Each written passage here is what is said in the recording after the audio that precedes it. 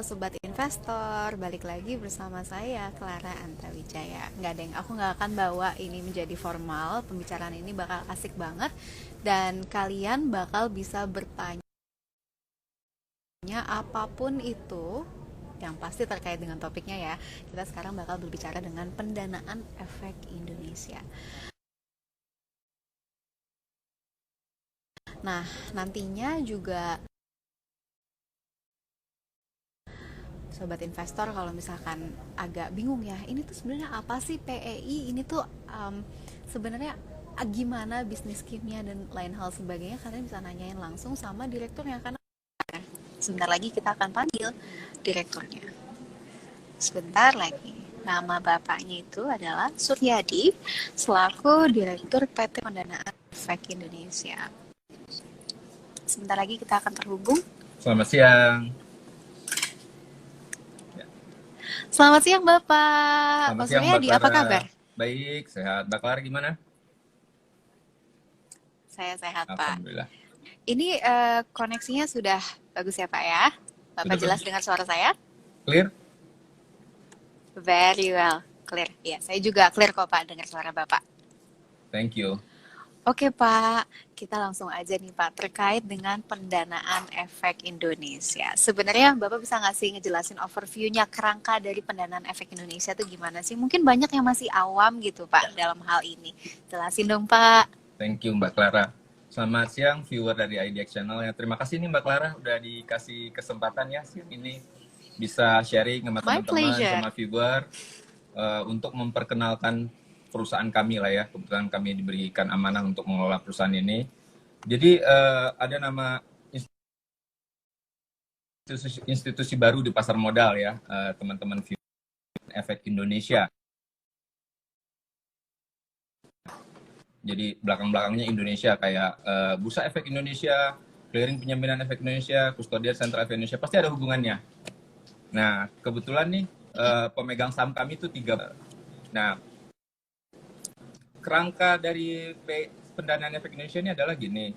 Jadi kan kita tahu di pasar modal dunia itu sebenarnya institusi yang bergerak di sesuatu yang baru gitu. Misalkan di Jepang ya, di Jepang itu sudah 1127. Kemudian di Korea ada namanya Korean Security 15. Jadi udah lama sekali, bahkan mereka sudah listing di bursanya. Nah pertanyaannya, kenapa sih diperlukan? Nah, jadi kalau kita lihat ya, mungkin teman-teman nih viewer tahu nih bahwa kita nasabah nih punya saham, tapi kok kalau diagunkan ke bank atau kemana gitu nggak bisa lah minjem duit ya, kecuali yang terakhir kemarin ada Pegadaian Saham baru ngeluarin ya. Nah sementara kan kita banyak sekali nih kebutuhan dana untuk bertransaksi saham. Nah ini sebenarnya saham-saham itu bisa diagunkan untuk memperoleh dana nih, jadi dananya bisa ditransaksikan lagi di bursa. Nah, itu bisnis ini di negara-negara yang sudah maju itu sudah menjadi hal yang biasa. Nah, kemudian kita lihat juga ya di pasar modal Indonesia itu lembaga sekuritas atau broker-broker nih teman-teman yang masih awam di pasar modal kan kalau mau beli saham kan nggak bisa langsung nih ke bursa, tapi harus lewat perusahaan sekuritas. Iya, harus ke broker ya, Pak? Broker lah istilahnya, lebih broker. Misal BNI Securities, Mandiri Securities, boleh ya nyebut merek ya Bu ya? Ya Mbak ya? Yang cukup besar. Nah, Mbak. kalau mereka mau minjem dari bank itu belum nerima nih agunannya dalam bentuk saham. Sementara perusahaan-perusahaan sekuritas ini butuh juga mendanai nasabah-nasabahnya kan. Nah, kita tahu kan di pasar modal itu ada yang namanya transaksi margin ya. Jadi orang iya beli betul, saham. Pak. Bisa dijelaskan nggak sih, Pak, sebenarnya transaksi margin itu gimana? Mungkin masih banyak yang awam nih, Pak. Oke. Jadi transaksi margin ini gampangnya gini deh. Kita itu meleverage atau bahasa gampangnya itu kita punya uang sedikit, tapi punya saham, tapi kita ingin bertransaksi dengan mengagunkan saham tersebut. Misalkan gini, misalkan kita membeli saham 100 lembar atau 1 lot ya. Itu Baik. nilainya Rp1.000. Nilainya Rp1.000 ya. Mm-mm. Nah, kalau nggak pakai transaksi margin yang nantinya didanai oleh PEI, itu kan beli saham senilai 1.000 tersebut, nasabah harus bayar 1.000 ke brokernya, nanti Mm-mm. brokernya yang menyerahkan ke KPI gitu ya. Ah, betul. Ha-ha. Nah, dengan adanya transaksi margin ini, nasabah atau teman-teman investor nih nggak harus nyediain uangnya 1.000, tapi hanya Mm-mm. misalkan tingkat tertentu. Nah, saat ini kami mendanai itu sampai 65% dari nilai agunannya. Jadi misalkan tadi nilai sahamnya 1.000, akan didanai oleh Baik, baik. PI sampai dengan Rp606.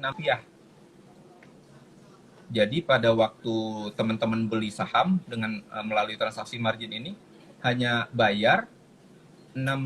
Rp350 ke brokernya, broker nanti teruskan ke KPI, Mm-mm. nanti PI yang Mm-mm. membayarkan Rp650-nya ke KPI. Tapi saham teman-teman nih yang tadi Oh, baik, dibeli, Pak. Ini sangat menarik ya, Pak ya? ya. Mm-mm. Jadi sebenarnya dengan modal tertentu, modal yang sangat sedikit, istilahnya leverage gitu ya, bisa bertransaksi menjadi lebih besar, lebih banyak Mm-mm. gitu kan. Nanti kalau eh, kenaikan harga sahamnya lumayan kan, bisa nutupin sebenarnya biaya dari Mm-mm. pendanaan tadi sebenarnya. Seperti itu, Mbak. Oh, iya, menarik sekali ya Pak ya. Maksudnya walaupun kita mau beli 1.000 lot misalkan itu agak apa ya unreachable bagi kita, kita masih bisa menggunakan PEI gitu ya Pak ya untuk Betul mendapatkan sekali. 1.000 lot ini dengan 350 saja. Oh Betul. begitu Pak. Tapi ada terms and conditions-nya nggak sih Pak? Maksudnya itu kan sangat apa ya privilege banget ya untuk orang bisa mendapatkan itu. Itu ada terms and conditions-nya nggak sih Pak? Term conditionnya sebenarnya paling sederhana gini, nasabah tersebut tidak punya masalah di pasar modal, itu aja yang paling gampang. Heeh.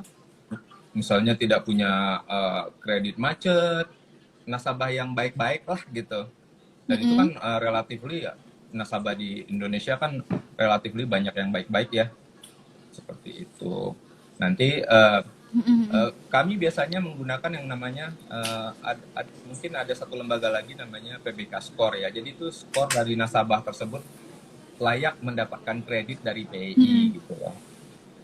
Nah, jadi kalau teman-teman nih Oh, oke, tertarik untuk, baik-baik. Jadi tergantung dari skor itu ya. iya.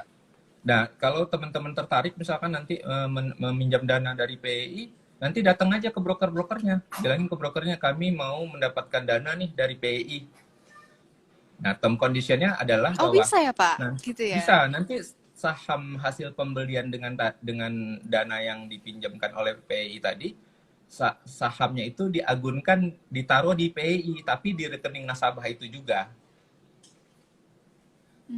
Seperti itu. Baik, baik, baik. Oh, gitu. Ada jangka waktunya nggak sih, Pak, itu kalau kayak gitu? Untuk saat ini kami bisa sampai 3 bulan. 3 bulan. Oke. Tapi in the future kami coba Pak. melihat kemungkinan lagi, jika memang marketnya memang menghendaki. Jadi gini, pendekatan PI ini juga melihat dari kebutuhan pasar lah intinya. Seperti itu. Baik.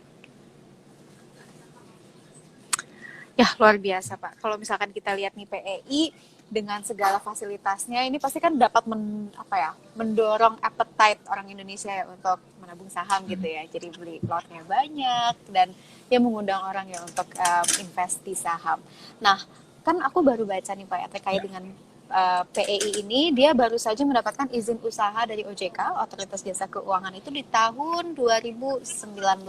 Tapi apa emang udah ada di tahun sebelumnya atau memang 2019 itu didirikannya? Langsung dapat izin OJK atau belum? Nah, ini jadi menarik Sebelumnya nih. maksud saya. Jadi menarik. Sebenarnya inisiatif ini nih inisiatif yang cukup dari dulu digodok dari sejak zaman Bapepam lah. Mungkin Mbak Clara tahu ya, sebelum ada OJK dulu pasar modal yang ngawasin Bapepam ya. Jadi ini sebenarnya termasuk Iya, Bapak Pam. roadmap. Bapak Pam, Bapak Pti kalau komoditi. Iya, roadmap dari Bapepam yang kemudian diteruskan di OJK, kemudian menjadi inisiatif yang ada di SRO. Tadi ya, SRO itu teman-teman mungkin tahu ya, Self Regulatory Organization, itu KPI, KSEI, Bursa, 3 serangkai ya. Nah, kemudian mendirikan di tahun 2016. 2016. Namanya memang sama dengan sekarang, tapi PT Pendanaan Efek Indonesia, tapi belum dapat izin dari OJK untuk berusaha atau menjalankan bisnisnya. Nah, karena kenapa? Karena OJK perlu meregulasi. Jadi mungkin teman-teman nih, kenapa sih OJK harus meregulasi? Karena memang OJK tujuannya memang untuk membangun market atau infrastruktur yang kredibel. Jadi sehingga kami pun, Betul sekali, Pak. EPI itu disupervisi oleh OJK, jadi diawasin OJK nih. Nah, jadi kalau teman-teman mau berbisnis dengan kami nih lewat brokernya, jangan khawatir, kami disupervisi oleh OJK sehingga insya Allah kami harus comply dengan segala regulasi. Nah, Tentu sampai Pak, gimana mau khawatir ya, ini anak perusahaannya langsung 3 Pak. BEI, saya ke Pay, luar biasa. ya, jadi saya teruskan dulu aja. Nah, jadi di bulan baru setelah OJK mengeluarkan peraturan, namanya POJK 25 lah intinya ya. P harus comply dengan POJK tersebut, peraturan OJK. Nah, setelah OJK melakukan pemeriksaan, due diligence atau wawancara terhadap pengurus dan lain-lain, skim risk management, terutama risk manajemennya seperti apa, barulah OJK mengeluarkan izinnya di bulan April 2019. Nah, kami baru mulai berbisnis itu, nyiapin sistem, diskusi sama teman-teman, kemudian ngurusin macam-macam lah ya. Oktober kami sudah bisa mendanai itu, Mbak. Oktober 2019. Gitu. Cepat sekali ya. Alhamdulillah. Mengingat memang April baru keluar izinnya April, terus Oktober udah memberikan pendanaan, itu cepat sekali sih Pak ya. Nah, untuk informasi juga nih teman-teman, jadi sampai saat ini nih per 23 Oktober kemarin nih, posisi kemarin kami sudah menyalurkan dana sekitar 718 miliar. 718 miliar sudah kami danai. Jadi kami danai. Per bulan kapan Pak? Mohon maaf.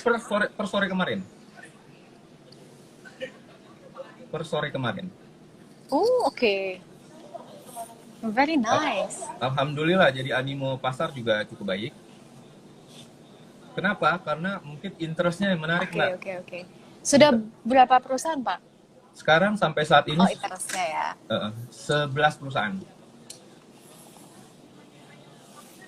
Oh, baik, yang Pak. Sudah jadi member kami itu 11 perusahaan. Dan ada target nggak sih, Pak, sampai di tahun 2020 gitu? Ya. Nah, target kami tadi yang saya sampaikan itu adalah ini ya, disbursenya atau penyaluran dana kami ke nasabah ya, itu sampai 750 miliar. Tapi kan biasanya kalau pinjaman terus ada lunas, pinjaman ada lunas gitu ya. Ngerti ya? Lunas. Nah, target kami itu adalah di posisi di Desember itu outstanding pinjaman kami itu sekitar 150 miliar. Oh, oke. Betul, Pak, oke. Itu dari 11 perusahaan ini, lebih banyak perusahaan apa, Pak, biasanya? Semua sekuritas. Jadi partisipan kami itu dibatasi baru sampai sekuritas untuk kondisi saat ini. Tidak menutup kemungkinan, tapi kedepannya nanti bisa emiten, bisa lain-lain. Tentunya kami minta arahan OJK dulu sebaiknya seperti apa. Oh gitu Pak. Jadi walaupun ini 11 perusahaan, ini masih terpaku dalam sekuritas ya. Walaupun memang tidak dibatasi oleh PEI. Di luar sekuritas juga nggak apa-apa padahal ya. Kayak emiten yang mau IPO gitu, itu bisa ke PEI Pak? Betul. Tapi seperti yang saya sampaikan tadi, kami ini kan beroperasi berdasarkan peraturan OJK ya Mbak ya. Nah, untuk tahap-tahap awal ini, kami fokus dulu di pendanaan transaksi margin. Jadi karena memang kita memang mau meningkatkan investor retail kita lah ya, perannya makin banyak di pasar modal. Jadi harus diciptakan suatu mekanisme yang menjadi insentif buat teman-teman nasabah retail ini biar bertransaksi lebih aktif lagi. Nah, untuk kedepannya tidak menutup tuh kemungkinan semua produk-produk terkait pasar modal, misalkan repo, terus kemudian pendanaan. Kalau yang ada IPO itu bisnis yang menarik, itu kan gede ya. Karena kalau sekali IPO kan gede sekali ya, bisa 1 triliun, 2 triliun, itu kalau didanai, waduh lumayan mantap itu Mbak. Semoga in the future bisa ya Pak. Amin. Sekuritas saya bisa ditopang. Iya Pak. Pak, sebenarnya keunggulan PEI dibandingkan dengan source of fund lainnya itu apa sih Pak? Nah, menarik nih. Jadi sebenarnya gini, tadi yang paling menarik itu adalah interest yang kami tawarkan, karena tujuan kami itu adalah untuk menambah jumlah investor retail, meningkatkan transaksi bursa. Maka kami patok nih interest kami maksimal 9%. Jadi kami itu mendanai 9%. broker 9%. Nanti broker ke nasabahnya itu business arrangement dari teman-teman broker ke nasabahnya. Jadi biasanya tentu harus ada spread lah ya di teman-teman broker ya. Tapi cost of fund yang kami tawarkan ke teman-teman broker itu 9%, Mbak. Terus yang pertama, terus yang kedua, kami itu dimiliki oleh 3 SRO yang diregulasi OJK dan satu lagi Japan Securities Finance, lembaga internasional yang sudah kredibel lah ya. Lembaga Securities Finance yang sudah cukup tua. Kemudian kami disupervisi oleh OJK. Jadi kami, insya Allah kami amanah menjalankan peran kami sebagai lembaga pendanaan. Kan kita tahu lah ya kasus-kasus yang terjadi sekarang ya. Iya Pak. Seperti itu. Betul. Ini sama JSF ini sangat menarik sih Pak. Ini sejak kapan Pak? Nah, kerjasama dengan Jepang. JSF ini sebenarnya sebelum pendirian PI. Sebelum pendirian PI dulu kebetulan saya juga terlibat di tim pendiriannya di awal-awal ya. Itu kami berdiskusi sama mereka untuk meminta technical asistensi, kemudian roadmap dari lembaga-lembaga seperti ini ke depan seperti apa, produk-produk yang ditawarkan, jenis investornya seperti apa, manajemen risikonya seperti apa, dan pengelolaan masalahnya seperti apa, seperti itu Mbak. Jadi JSF, makanya JSF itu tahu kami dari awal sehingga mereka memang pengen banget menjadi pemegang saham minority di PII seperti itu Mbak. Oh gitu. Selain JSF nih ada nggak sih Pak yang minat lagi nih? In the future gitu, kasih hint gitu Pak, kisi-kisi. Sampai saat ini masih 4 itu dulu. Nanti kita lihat seperti apa perkembangannya di depan. Kita lihat kebutuhan pasar ya Mbak ya. Oke. Baik. Itu kalau secara proporsi yang paling dominance dari keempat pemegang saham itu siapa ya Pak?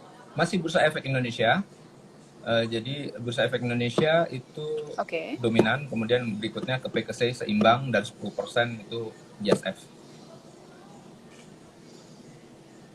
Oh gitu, baik. Tadi kan Bapak sudah berbicara ya Pak terkait PI itu sudah memberikan pendanaan seberapa besar gitu ya sampai dengan sore kemarin, which is really the latest updates lah ya. Tapi aku juga pengen tahu dong Pak, target pendanaan sampai 2020 nih, ini berapa nih Pak? Mungkin yang saya sampaikan tadi, karena pendanaan ini adalah pendanaan retail ya. Jadi nasabah-nasabah kita itu kan kadang-kadang minjam sebulan, begitu mereka lihat bahwa sahamnya udah cuan nih, istilahnya viewer cuan kan ya. Cuan misalkan 10% gitu dengan interest, misalkan say dari teman-teman broker nih ngasih 15% atau 12% per annum, itu kan kalau dia minjem hanya sebulan 12% ya. 15% ya, 12% paling gampang ya. Bagi 4 berarti sekitar 3%-an 3 bulan. Jadi kalau dia cuan misalkan 10% kan relatif murah sekali ya. Murah sekali gitu. Jadi bisa nutupin. Mengingat bahwa model pola peminjamannya seperti itu, target kami itu bukan target disburse-nya, penyaluran dananya, tapi target outstanding pinjamannya sampai akhir tahun berapa sih? Nah, outstanding kami itu kami targetkan 150 bio di 30 Desember gitu loh, Mbak. Oke, jadi lebih ke total outstanding-nya daripada total pendanaannya gitu ya, target pendanaannya. Oke. Itu sebenarnya sudah dari awal di set 150 ya tadi ya Pak? Ya, 150 kalau bio. Tidak salah dengar.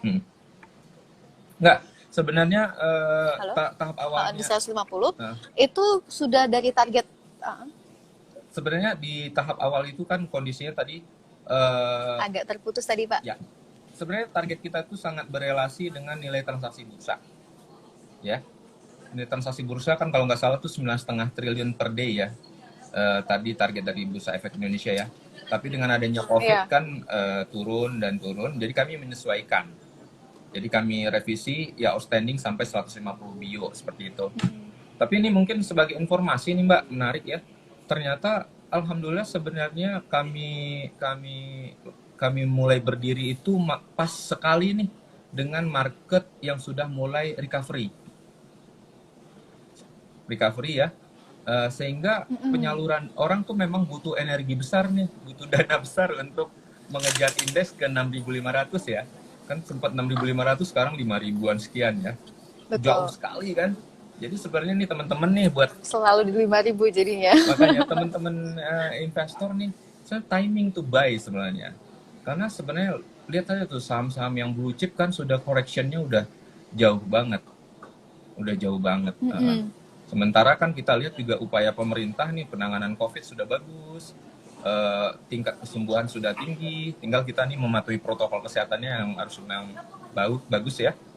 Jadi itu paling utama Pak. Itu yang paling utama. Makanya saya optimis bahwa kita soalnya punya pengalaman tahun 2008, 98, pasar modal tuh recovery-nya relatif lebih cepat daripada banking sektor. Kalau saya lihat ya dari data-data histori ya, seperti itu.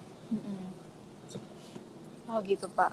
Oke, baik, luar biasa. Nah, kalau misalkan kita lihat tadi kan Bapak udah kasih tahu bahwa patokan itu lebih ke total outstanding.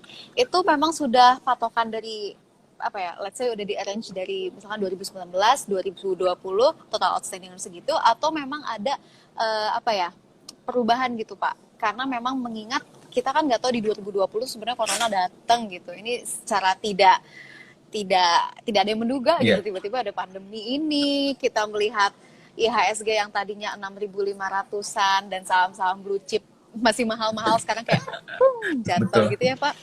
Itu kan sebenarnya di luar kendali kita ya Pak ya, nggak ada yang bisa tahu gitu sebelumnya pandemi ini akan sehebat ini efeknya kepada capital market kita. Nah ini sebenarnya total outstanding 150 miliar ini tuh udah di itu belum sih Pak, udah di hedging belum sih sama perusahaan? Sebenarnya yang tadi saya sampaikan, jadi sebenarnya kita revisi lah ya, karena memang kita revisi menjadi 150 bio, sebelumnya memang ada angka tertentu, dan yang paling penting lagi nih, memang kalau dalam bisnis seperti ini kan baru pengenalan awal ke teman-teman broker nih, dengan COVID ini sebenarnya mengunjungi dan diskusi untuk ini kan memang sangat terbatas ya. Tapi sebenarnya itu bisa ditiadakan karena bisnis seperti ini bisnis yang common, sehingga teman-teman tuh pada waktu memasarkan ke nasabah, dan gini, pendanaan transaksi margin ini kan bukan sesuatu yang baru ya. Memang teman-teman broker kan memang selama ini mendanai pakai cost atau fund, bisa dari bank, dari bisa modal sendiri dan lain-lain. Nah dengan adanya PI ini mereka sangat tertarik nih, oh ada sumber pendanaan baru, jadi nambah tenaga lah intinya. Nah sehingga mereka pada waktu market recovery justru pendanaan itu malah bagus gitu. Oh gitu. Kalau sekarang trennya gimana Pak? Let's say sekarang kan bulan September, Oktober sih sekarang. Oktober. Sekarang bulan ini gimana Pak trennya? Makin banyakkah karena market udah mulai recovery atau semakin agak menurun gitu Pak? Mulai Juni 2020 itu month to date tiap bulannya dibandingkan dengan. Halo Pak, kedengeran suara saya? Kedengeran? Saya jelas nggak Mbak?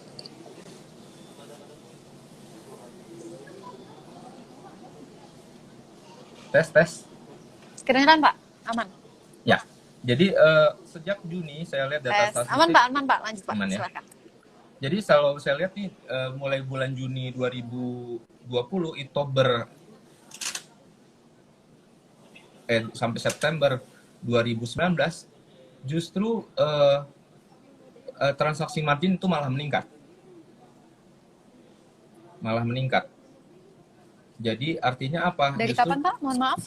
Jadi di Juni September 2019 dibandingkan dengan Juni September 2020 itu malah bagusan transaksi margin tahun ini. Oke. Jadi malah bagus. Mungkin tadi yang saya sampaikan tadi, mungkin teman-teman ya Pak ya. Mungkin karena market recovery gitu. Saya rasa itu. Jadi teman-teman investor nih udah melihat nih udah undervalue semua nih, saham-saham udah murah, tapi tenaga nggak ada nih. Akhirnya ya margin leverage kan. bagus Oke. kan, lebih tinggi gitu. Ibaratnya nggak ada apa ya, butuh injeksi dana. Nah, ini PEI hadir nih Pak ya untuk menyelamatkan investor-investor untuk mendapatkan cuan yang lebih gitu. Betul sekali. Iya Pak, Betul sekali. ini juga kan kita kita live ini kan interaktif ya Pak ya. Jadi sobat investor Ya. yang mau nanya silahkan sekali. Siapa tahu ada yang mau bertanya terkait dengan PEI atau apa yang ruang lingkup PEI, pendanaan PEI dan lain sebagainya. Nanti Bapak bantu jawab kan? Pasti Bapak yang jawab lah. Boleh, boleh, boleh. Gitu. Kalau Pak, ada pertanyaan ada ya. satu pertanyaan Pak dari sobat investor nih. Ya, Mari kita lihat. Dari silakan. Pak Prastio Widakdo, biayanya berapa Pak? Apakah kalau satu day trading beli pagi jual siang tetap kena biaya margin? Terkait Ya. biaya margin Pak. Jadi menarik ya. Jadi saya sampaikan tadi kebetulan pendanaan kami ini pendanaan harus lewat broker. Jadi makanya yang saya sampaikan tadi adalah bahwa dana kami tersebut kami salurkan melalui broker dengan cost sekitar 9%. Nah, nanti broker-broker itu menyalurkan pendanaannya ke teman-teman investor itu biasanya mereka akan menghitung selisih ya, karena ada cost di situ kan. Nah, seperti itu. Jadi, silahkan saja nanti berdiskusi, mungkin bisa dilihat di websitenya PEI nanti siapa sih yang sudah menjadi partisipan kami atau broker-broker yang tadi ada 11 broker ya, hubungi. Kira-kira kalau minjem ke mereka menggunakan dana PEI kena cost berapa gitu. Kan teman-teman udah tahu nih cost-nya dari PEI 9%, silakan aja diskusi sama mereka. Karena kan pasti no free lunch ya, pasti ada Jadi biaya memang keputusan terakhir itu ada. Oke. Gitu. Terus tadi kalau ada kan pertanyaan kalau beli pagi jual sore ya, gitu bukan pertanyaannya tadi? Putus-putus. Pak, mohon maaf, putus-putus. Enggak apa-apa. Saya sih ini ya, clear harusnya ya. Halo, Bapak sudah jelas? Ya, halo, jelas? Saya soalnya ngeliat Bapak mukanya blur dan suaranya tadi terputus. Oke. Jadi tadi sih pertanyaannya, Oke. tadi kan Bapak sudah bahas ya Pak, terkait dengan si biaya margin itu. Tapi sebenarnya pertanyaan yang lebih ininya lagi yang spotlight-nya adalah dia bertanya apakah misalkan trading pagi terus selesai sore itu masih terkena margin atau enggak gitu Pak. Jadi kalau yang seperti itu sebenarnya bukan transaksi margin sebenarnya, karena memang Oke, udah baik. ditutup kan ya. Jadi close itu lebih kepada trading limit yang dibelikan belum didanai, itu belum didanai. Oke, paham. Kalau didanai itu kalau beli terus ada posisi kewajiban bayar terus dibayarin oleh PEI. Kalau beli pagi jual sore kan udah nggak ada posisinya. Jadi Oke. tidak ada pendanaan Paham, di Pak. situ. Baik, kalau begitu. Pak, tadi saya juga kan mendengar bahwa misalkan dari PII sendiri marginnya itu adalah 9%. Ya. Angka 9% itu harus diikuti oleh brokernya kah? Atau ada aturan dari PEI tidak boleh lebih dari misalkan ngambil margin lebih dari 10% atau 15%. Ada nggak sih Pak ketentuan dari PEI terhadap brokernya itu? Nggak ada. Atau terserah brokernya aja? Ini murni bisnis. Jadi pertimbangan karena cost dari masing-masing teman-teman broker kan beda-beda. Jadi itu hanya patokan dari kami ke PI. Nah, kami ke broker. Broker ke nasabah terserah mereka.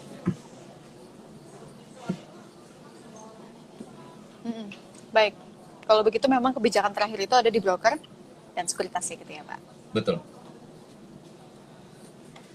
Baik Pak, ada pertanyaan selanjutnya Pak dari Sobat Investor. Dari Pak Ade. Beliau bertanya, syarat memperoleh pendanaan buat broker apa Pak?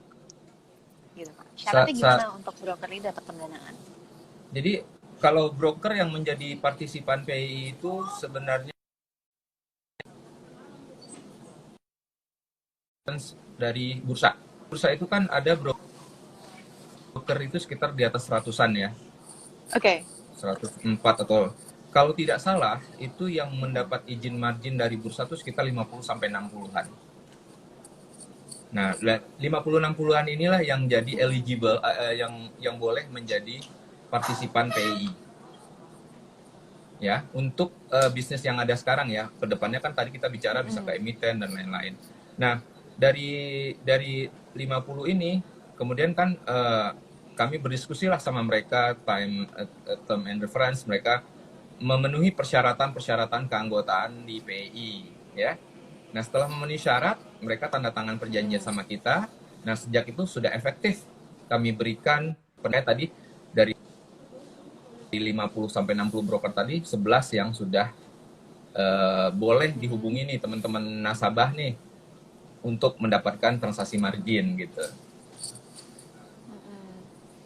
Begitu sobat investor, kalian kalau misalkan di broker kalian, di sekuritas kalian bisa nanya, bisa nggak saya dapat pendanaan PI? Pasti si 11 broker itu bakal bilang bisa, nanti dia nggak bakal ngasih marginnya gitu ya Pak ya? Ya. Betul. Pak? Ya. Oke. Baik Pak, ada pertanyaan lagi nih Pak dari sobat investor. Ini animonya bagus sekali ya Pak ya. Kita live IG nih banyak sekali pertanyaannya nih. Dari Mbak Anendita, apakah harus melalui broker untuk bisa mengajukan kredit ke PEI? Jaminan yang diizinkan apa saja? Untuk minimal outstanding dan tenor bagaimana? Gitu Pak, pertanyaan agak panjang Pak. Mungkin bisa di pertanyaan pertama terkait dengan mengajukan kredit ke PEI harus melalui broker kah? Gitu. Betul. Jadi untuk mendapat pendanaan PEI harus melalui broker. Baik, itu one thing to be clarified. Berarti harus lewat broker gitu. Ya. Terus yang kedua, jaminan yang diizinkan itu apa saja? Mungkin lebih ke produknya kali ya? Sampai saat ini jaminan yang diterima itu dua, saham maupun uang. Jadi uang ini maksudnya gini. Saham dan uang. Oh, uang ya, juga bisa, Bang. Uang tuh maksudnya gini, kadang-kadang kan ada sahamnya dia pinjam dana nih ke PI. Terus saham-sahamnya turun. Kemudian kan wajib menambah jaminan misalkan gitu ya. Nah, nasabah-nasabah kan kadang-kadang dia tahu nih turunnya sementara doang nih, paling nanti juga naik lagi. Jadi instead of dia harus menjual sahamnya, mendingan udah taruh dulu aja uangnya sementara, kan di rekening dia juga, di rekening nasabah juga sebagai jaminan aja, nggak kemana-mana juga. Jadi dengan harapan nanti begitu sahamnya udah recovery, dia bisa jual seperti itu. Oh gitu, baik. Terjawab ya berarti ya jaminan apa yang diizinkan, dan bagaimana dengan minimal outstanding dan juga tenor, itu ada ketentuannya dari PEI nggak Pak? Jadi gini, tadi yang saya sampaikan biasanya, jadi pintu pertama untuk filter nasabah ini boleh mempunyai outstanding maksimal berapa itu broker. Karena broker kan yang punya historical transaksi dari nasabah tersebut, client statementnya, laporan selama ini bertransaksi seperti apa, penghasilan setahun seperti apa, dan lain-lain. Nah nanti broker-brokernya ini akan mengirimkan surat ke PI untuk nasabah ini tolong diberikan limit sekian. Nah PI akan melihat nanti, PI punya ini juga ukuran, PI the highest satu nasabah itu nggak boleh misalkan nih nggak lebih dari 20% limit brokernya. Misalnya broker 100 miliar nih, jadi satu nasabah nggak boleh lebih dari 20 miliar. Jadi ada ukuran gitu, seperti itu. Baik. Karena nanti kan kalau ada apa-apa terkonsentrasi di satu nasabah saja gitu kan. Baik. Ini ada relatable juga nih Pak. Ada sobat investor namanya Mas Aze. Dia bertanya, berapa banyak dana yang bisa dipinjam dari PEI? Itu pertanyaannya Pak. Tadi yang saya sampaikan itu modal kita sekarang 555 miliar, ya bisa sampai 450 sampai 500 miliar gitu. Oke, itu per 2020 Pak? per 2020. Nah, tadi kan pertanyaannya, bisa saja ke depannya kami bisa menambahkan modal di setor sampai 1 triliun. Bahkan mungkin bisa ke depannya kami juga mencari sumber-sumber pendanaan lain, bisa seperti itu. Nerbitin obligasi, macam-macam, dan Iya, Pak. lain-lain. Semoga di 2021 langsung terwujud ya Pak, 1 triliun gitu Pak. Amin, Biar lebih amin, nampol. amin. Mantep ya. Amin ya Pak ya. Amin. Pak, tapi ini ya, kalau kita lihat nih, 2020 memang agak unik sih Pak ya. Pandemi, yang kita lihat IHSG tuh dulu, kayaknya kalau IHSG udah ada di 5.000 tuh kita udah deg-degan banget. Itu pasti ada demo, ada apa, sentimennya tuh pasti udah negatif banget. Di 6.500 kan biasanya tuh IHSG. Tapi sekarang tuh udah kayak di 5.000 aja kita tuh udah syukur alhamdulillah itu udah di 5.000 Pak. Waktu itu kan ada 3.500, itu scary sekali. Nah, tapi aku mau bertanya nih Pak, ada nggak sih sebenarnya dampak signifikan dari pandemi untuk PEI Pak? Alhamdulillah, tidak ada dampak signifikan karena kita memang mulai live-nya itu titiknya memang pada waktu mulai pandemi ya. Karena tadi saya sampaikan tadi, di Oktober kita baru live, baru dikenal market. Januari, Februari sudah mulai ada Maret ya, PSBB dan lain-lain ya. Thanks God, sebelumnya kami sudah ketemu banyak teman-teman broker nih, sudah menjelaskan bisnis detail seperti apa. Sehingga pada waktu eksekusinya, malah pada waktu market butuh tenaga nih kalau saya lihat. Dari 6.500 ke 5.000. Jadi titiknya itu malah titik pada waktu orang butuh suplemen nih untuk ngangkat IHSG kan. Jadi 5.000-an malah memang sudah di bottom gitu. Kalau kita lihat harga-harga saham sudah terkoreksi cukup tajam ya. Jadi malah untuk ngangkatnya butuh dana nih gitu. Jadi kami masuk malah timingnya malah pas kalau saya lihat. Betul Pak. Maksudnya di saat malah pas ya Pak ya. Maksudnya justru pandemi ini kan banyak pandemi ini sangat membuat banyak perusahaan itu dampak signifikannya lebih ke loss gitu ya Pak ya. Ini justru PEI malah menjadi momentum luar biasa sih Pak ya. Iya. It's really good Pak. Thank you ya. Mudah-mudahan. Sukses ya Pak ya. Walaupun with or without this pandemic, semoga PEI ini masih bisa lancar-lancar terus ya. Amin. Target dong Pak 2021 1 triliun. Iya. Amin. Didoakan ya. Asal teman-teman nih viewer aktif bertransaksi margin nih bagus nih. Iya tuh sobat investor silakan kalian langsung beli 1.000 lot BBCA nanti ditopang ya sama PEI. Iya. Iya itu coba tuh mungkin bisa dilihat tuh. Bahkan manajemen BCA kan berapa kali tuh beli begitu udah koreksi berapa terus jual lagi kan. Itu beritanya kan ada di portal-portal yang cukup populer ya. Jadi maksudnya mereka pengelola saham, pengelola perusahaan aja melihat ini udah under value. Jadi tinggal kita kalau nggak salah nih di tahun 2008 itu recovery itu sekitar 5 bulan 6 bulan kan dari waktu krisis ya. Jadi harusnya sih sebenarnya begitu pandemi ini udah ini ya sudah berlalu, vaksin sudah ditemukan, recovery itu masalah waktu saja karena ya kita lihat kita belajar dari sejarah lah ya, Ya semoga recovery-nya cepat ya Pak. Capital market itu kan kayak harusnya hedging-nya lebih cushioning-nya itu lebih bagus sih Pak daripada yang lainnya Pak. Betul. Tadi Bapak juga bilang lebih bagus capital market daripada perbankan untuk recovery. Gitu. Tapi kalau misalkan kita ngomong tadi, soalnya saya mention BBCA sih, soalnya saya lihat perbankan bagus juga sih Pak sahamnya ya. Punya banyak. Tapi memang BBCA kan ini. itu apa ya, blue chip, undervalue. Kalau ada yang beliin, mau deh Pak BBCA. Nanti deh saya minta PEI bantuan, tolong saya mau beli 1.000 lot. Amin. Mampunya cuma 50 lot BBCA. Amin. Gitu Pak. Pak ada satu lagi nih Pak dari sobat investor yang kepo. Jadi gini, Bu mau nanya, mungkin Bu apa kali ya? Saya kan cuma baca pertanyaannya. Pak mau nanya, pembebasan pajak PPH dividen itu apakah hanya yang punya NPWP atau semua investor? Gitu Pak katanya. Kayaknya agak-agak ini nih, nggak relevan di kita nih. Pajak PPH.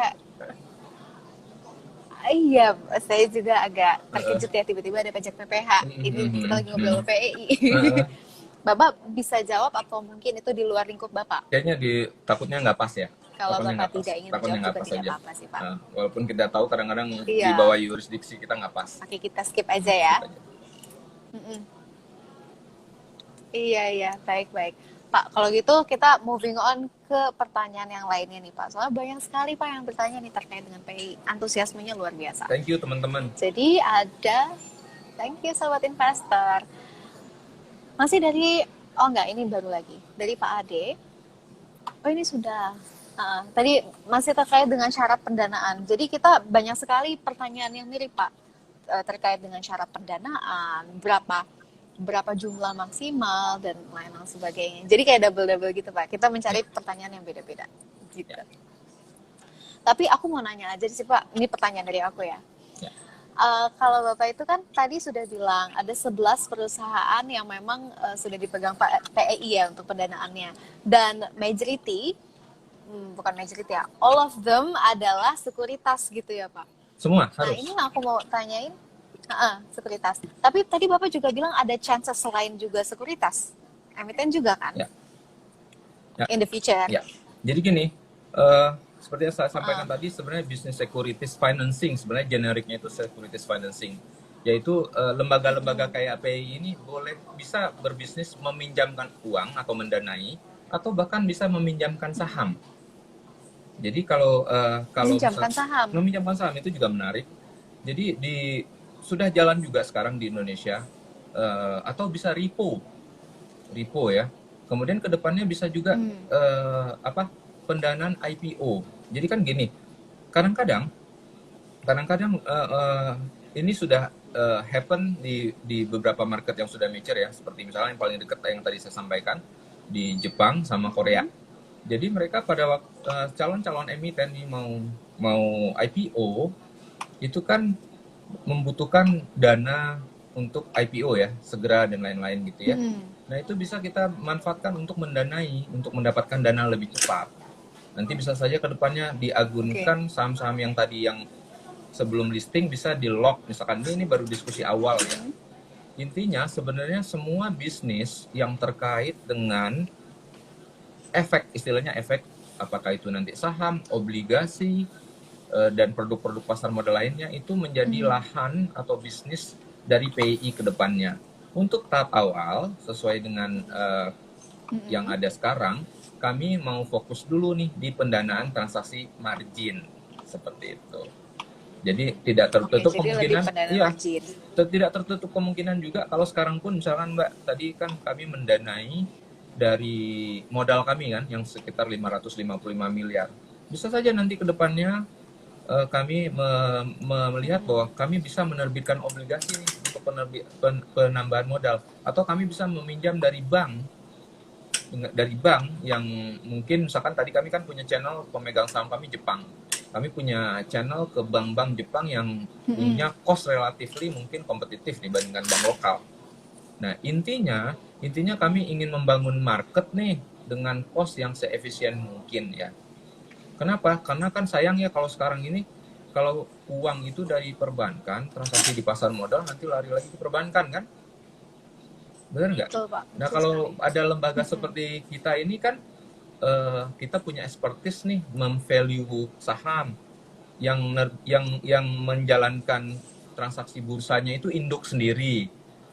Bursa Efek Indonesia, yang mengclearingkan KPI, induk perusahaan sendiri, yang menyimpan kustodian, induk sendiri, nanti yang mendanai anaknya. Jadi teman-teman nih, dari sisi safety itu, barang nggak akan kemana-mana, uangnya juga dari perusahaan yang satu infrastruktur, diaudit oleh OJK, diperiksa oleh OJK. Kemudian saham yang misalkan dititipkan di PI sebagai agunan itu bisa dilihat di kartu aksesnya juga Mbak. Jadi saham saya memang tadi uangnya dipinjam dari PI, sahamnya memang ada di rekening saya yang ada di PI. Gitu. Jadi nggak akan kemana-mana. Oke, sangat transparan ya Pak. Sangat transparan. Memang itu yang memang kita ciptakan, transparansi. Oke, iya Pak, luar biasa. Pak, ada satu pertanyaan lagi dari Sobat Investor. Ini dari Mbak Evelyn, Pak. Dia nanya produk unggulan dari PEI apa Pak?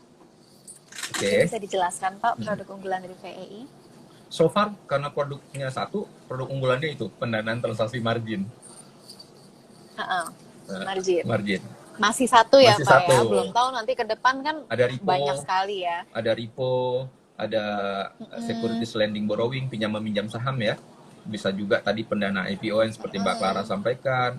Nah, tentunya kami minta arahan dari OJK nanti, baiknya seperti apa, market kebutuhannya sudah seperti apa, dan lain-lain. Seperti itu. Oke, baik. Tapi memang ini orientasinya ke efek ya Pak. Kalau misalkan startup gimana Pak? Let's say startup ini kan lagi membutuhkan banyak dana. Maksudnya kita masih konteksnya pendanaan ya Pak ya. Mungkin saya awam, saya bertanya ini, kalau startup kan biasanya mendapatkan dari private market gitu. Mungkin nggak sih sooner or later gitu ya Pak, PEI akan memberikan pendanaan untuk startup yang dimana mereka biasanya mendapatkan dari private market gitu. Kemungkinan sangat besar, bisa saja kita nanti ke sana. Tentunya kita lihat ya, intinya gini ya sebenarnya. Intinya kalau lembaga pendanaan itu kuncinya adalah risk profile, risikonya seperti apa sih. Nah, as long as sebenarnya masuk kepada parameter-parameter yang ada di PI, dan kita lihat juga memang untuk kedepannya memang startup ini kita lihat memungkinkan untuk maju dan lain-lain, ya itu tidak tertutup kemungkinan bisa seperti itu. Tentunya nanti akan banyak diskusi panjang lah dengan para pelaku, dengan arahan OJK, dengan pemegang saham. Apakah memang kita sudah masuk ke wilayah-wilayah seperti itu? Masih harus menunggu dari, maksudnya ini kan anak perusahaan dari 3 perusahaan itu ya Pak ya, BI, ke P, untuk penentuan produk juga harus bertanya dulu ya Pak ke induknya dulu. Ya, sebenarnya nggak bertanya sih, sebenarnya begini. Jadi kami ini diharapkan ada sinergi dengan induk perusahaan dan sesuai dengan arahan OJK. Karena kan kalau kita membangun infrastruktur pasar modal nih harus bareng-bareng, jangan nanti bangunannya yang satu ke kanan, yang satu ke kiri, batu batanya kan belok kan. Jadi harus, nah kayak misalkan di tahun 2000, tahun depan nih induk kami mau misalkan KPI mau menjalankan transaksi yang namanya triparty repo, atau satu lagi securities lending borrowing. Nah, induk kami udah bikin sistemnya nih. Tinggal anaknya minta izin sama induknya, boleh nggak kami ikutan nanti di situ untuk support ini. Terus kami nanya juga sama OJK, apakah boleh nggak kami ikutan di situ. Akan banyak diskusi di situ. Tentunya nanti semua stakeholder-nya akan lihat nih, di market sepertinya sudah butuh atau gimana, risikonya seperti apa, teman-teman memang udah butuh apa. Sebenarnya diskusinya akan ke sana.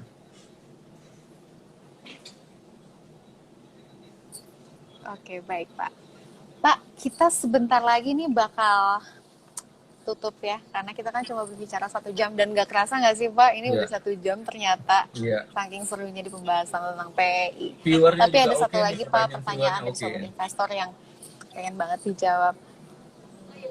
Iya, banyak yang kepo kali ya Pak tentang PEI. Ini Pak, dari Pak Rivaldi. Beliau bertanya, Pak, sekuritas apa aja ya yang mendapatkan pendanaan? Karena seperti yang kita ketahui, sekuritas dan broker itu cukup banyak. Iya, gitu Pak. Sebenarnya siapa aja Pak sebelah situ?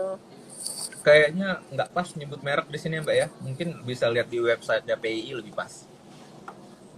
Oke. Ya nggak pas kayaknya ya. Oke. Jadi ya. Sobat investor, bagi kalian yang kepo, sebenarnya siapa aja sih perusahaan-perusahaan atau sekuritas-sekuritas ya yang berafiliasi dengan PEI, kalian bisa langsung cek aja di websitenya PEI. Di situ informasinya lengkap sekali. Ini aku sambil di depan laptopnya aku sambil ngelihat PEI nih Pak, websitenya. Kita lagi sangat rapi. Nanti sebentar lagi sih insya Allah kita akan launching lagi website kita yang baru yang lebih interaktif lah. Begitu. Ini padahal website-nya udah bagus sih Pak, udah. Terima kasih. Saya ya. Terima kasih. View-nya maksudnya lebih gampang aja sih, ada berandanya, ada produknya apa, lebih komprehensif aja sih. Tapi kalau misalnya mau dibuat improvement lagi, silakan Pak. Lagian kan kita lagi ada di era digitalisasi Betul, ya Pak ya. betul, Maksudnya it's really important kalau misalkan kita mau memperbagus website, betul. Instagram, social media. Ya, Yang terbaik ya, lah untuk PI pokoknya. target market kan juga udah berubah ya. Demografi penduduk sekarang banyak di milenial Iya, ya. Untuk reach orang tuh lebih gampang betul. lewat Iya, gadget-gadget dan betul lain-lain betul kan ya. betul. Maka itu sih sebenarnya backgroundnya sih. Ha-ha. Oke, baik Pak. Singkat cerita, berarti saya bakal bilang nih ke sobat investor kalian untuk memberi apa ya, untuk informasi lebih panjang lagi dan lebih komprehensif lagi, kalian bisa lihat di websitenya PEI di .id. pei.co.id. Betul ya Pak ya, di pei.co.id. Nanti kata Bapak mau ada perombakan yang lebih catchy lagi, yang lebih milenial lagi, nanti kalian ikutin aja di situ. Dan di website-nya juga nanti kalian bisa lihat ada produk, layanan, dan berita kegiatan, ada publikasinya juga, dan timeline-nya gitu ya Pak. Ya, It's really good loh Pak, I have to admit ini website-nya bagus banget. thank you very much. Gitu. Pak, berhubung waktu kita ini sudah mendekati akhir pembicaraan, gitu Pak, mungkin ada sepatah dua patah kata perpisahan gitu untuk sobat investor. Untuk teman-teman investor nih, ini jadi PI itu tadi ya seperti saya sampaikan adalah berkomitmen untuk memajukan pasar modal Indonesia, terutama investor retail. Itu paling penting nih. Jadi pas banget nih viewernya teman-teman. Jadi segeralah melihat, tentunya gini ya, pada waktu kita berinvestasi, risk return itu harus tetap menjadi pertimbangan. Nah, sekarang timingnya market lagi di bawah. Dan percayalah bahwa market itu dari sejarah recovery-nya cepet banget. Jadi it's time for you to buy something at IDX and use our funds. Alright, that's really wonderful. Oke, itu sangat komprehensif ya. Intinya ini momentum yang baik sekali untuk kalian menanam saham ya, agar kelak nantinya ya semuanya aku juga lagi undervalue ya Pak, agar nantinya kalian mendapatkan cuan yang lebih banyak gitu ya Pak. Baiklah Pak, terima kasih atas waktunya bersama kami, bersama IDX Channel. Terima kasih atas PEI juga. Sehat selalu ya Pak. Amin. Terima kasih juga Mbak Clara. Salam teman-teman di studio ya. Stay safe, stay healthy ya. Iya, terima kasih banyak Pak. Bye. Terima kasih Terima ya kasih ya Pak. teman-teman viewer ya. Terima kasih.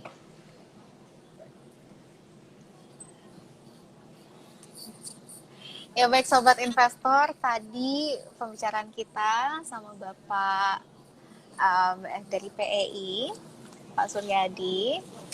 Nanti untuk edisi-edisi selanjutnya itu bakal ada rutin di hari Senin. Jadi kalian kalau misalkan mau untuk melihat insight-insight terkait capital market, nggak melulu tentang capital market ya, nanti kita bakal diskusi apapun itu, kalian bisa mendengarkan ocehan-ocehan santai ini di IG Live-nya IDX Channel gitu.